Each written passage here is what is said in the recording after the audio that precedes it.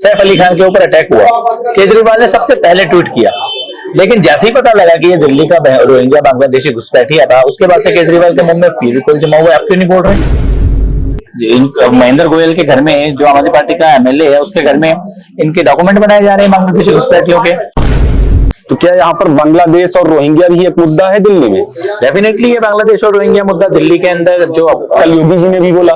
और आप एक बात देखो, सैफ अली खान के ऊपर अटैक हुआ, केजरीवाल ने सबसे पहले ट्वीट किया, लेकिन जैसे ही पता लगा कि ये दिल्ली का रोहिंग्या बांग्लादेशी घुसपैठिया था, उसके बाद से केजरीवाल के मुंह में फेविकोल जमा हुआ है। आप क्यों नहीं बोल रहे? आपको सैफ अली खान के ऊपर हमले की चिंता थी, लेकिन हमला करने वाला पकड़ा गया तो आपकी चिंता खत्म हो गई, आपने बोलना ही बंद कर दिया इस मुद्दे पर। क्योंकि ये जो घुसपैठिए हैं, यही आम आदमी पार्टी का एक तरह से उनका आधार।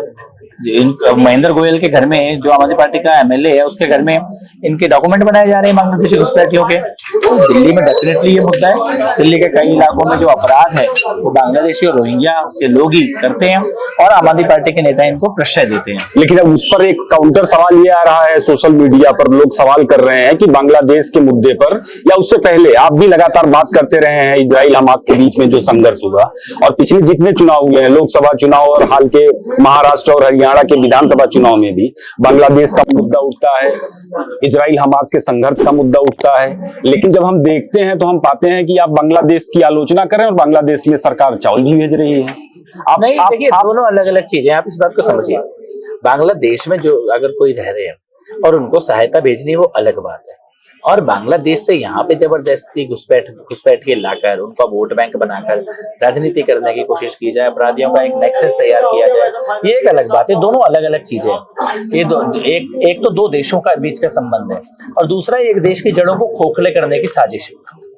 और इसमें बांग्लादेशी घुसपैठियों को जो आने का पूरा क्रम है, और उनको शरण देने का, और उनके लिए जो वकील खड़े होते हैं जब घुसपैठियों को हटाया जाता है, वो इकोसिस्टम को सारा देश जानता है कि कौन लोग इस काम को करते हैं, कौन लोग चाहते हैं कि बांग्लादेशी और रोहिंग्या घुसपैठिए ना जाएं।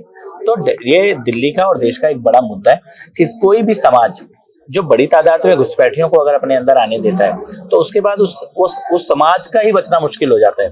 घुसपैठियों को हटाना, घुसपैठियों को दूर करना, समाज को घुसपैठियों से मुक्त करना, मानव सभ्यता के इतिहास में जो भी समाज ये नहीं कर पाया, उसका बाद में पतन हुआ है।